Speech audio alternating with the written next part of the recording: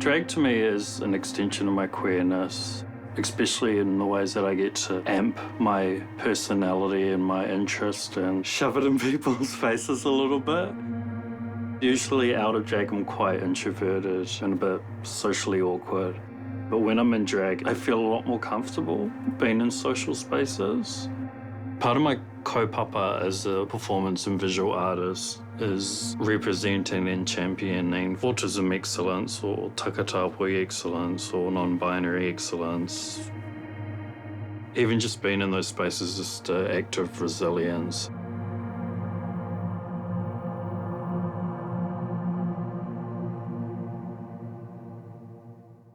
Kia ora, my name is Piripi. I also go by Misty Frequency. I'm an autistic visual and performance artist based in Tāmaki, Makaurau. I'm takatāpui and non-binary, and my pronouns are they, them, she, her, in and out of drag.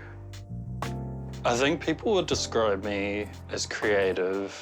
It's kind of one of the things that I think comes with my autism.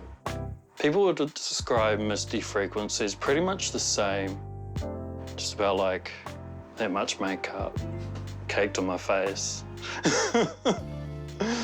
I identify as takatāpui, which in modern terms is someone of Māori descent who comes under the LGBTQIA+ umbrella.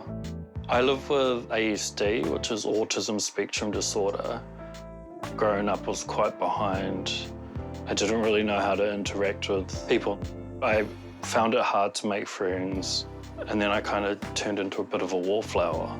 Thankfully with drag, I'm able to like break out of that mold that I've been in most of my childhood. Obsessiveness plays a big factor, and that's definitely how it feels for me with drag. It usually takes me about 3 or 4 hours to get ready, just because I'm so detail-orientated. I'm inspired by wood carvings in the marae, especially like the eyes and the lips. It's kind of a visual connection to my tepuna, to my ancestors, to te ao Māori. My colour palette and everything I do is black, white and red. Growing up, they were my favourite colours, but it wasn't until I started learning about tino rangatiratanga, and I was like, oh, wow, maybe these are my favourite colours for a reason. And then my autistic brain became obsessed, and like everything has to be red, black and white.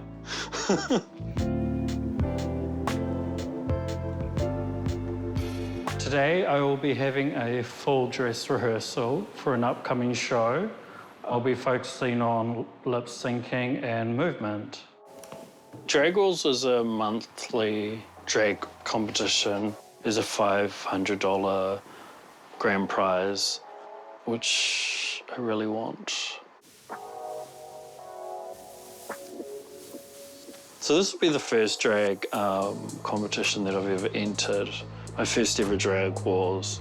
So I'm quite nervous, but also excited.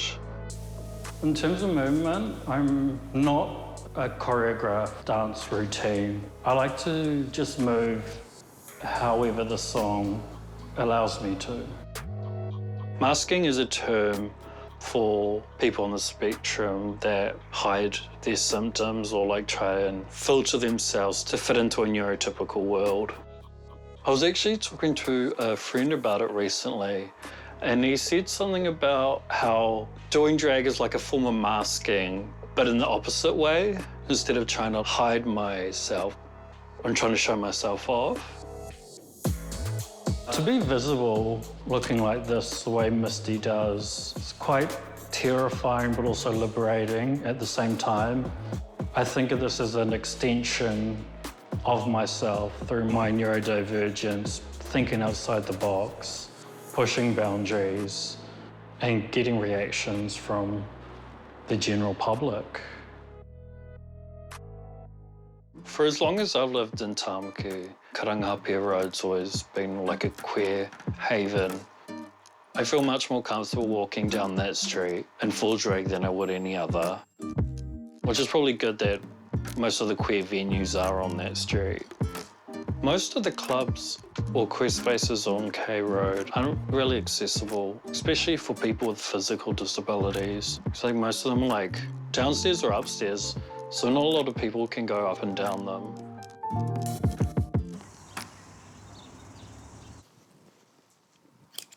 So one thing that's common with living on the spectrum is sensory overload, which I get quite often performing, especially in bars and gay clubs.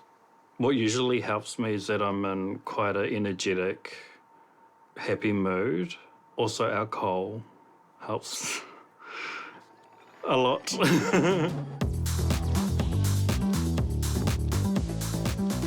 Tonight we're out here at Phoenix Cabaret on Karangahape Road. My first ever drag walls. Exciting. At the moment it's a bit sensory overload, but once the show starts, I think it'll be a lot better just because I'll be focusing on my performance. Nervous, yes. Excited, yes. All the emotions, really.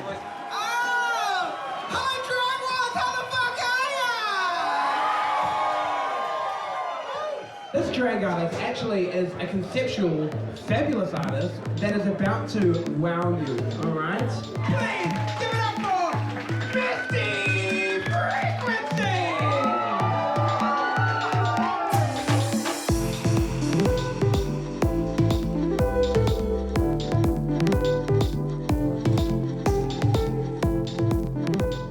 One of the big reasons I do what I do is I just want to be the inspiration to someone that I wish I had growing up. You know, someone who's disabled, who's Indigenous, who's a person of colour, who's also queer, who's also creative, etc.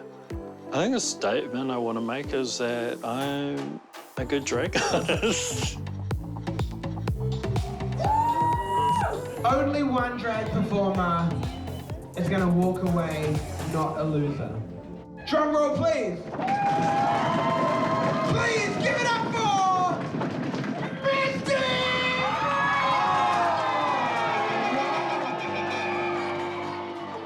So I just won Drag Wars for April. I feel really fucking good. I don't know, it's kind of hard to put everything into words, but I feel great. I want there to be more support for disabled people. We tend to get swept under the rug. I guess I just want people to know that we're here, we exist, and we should be taken into account in queer spaces.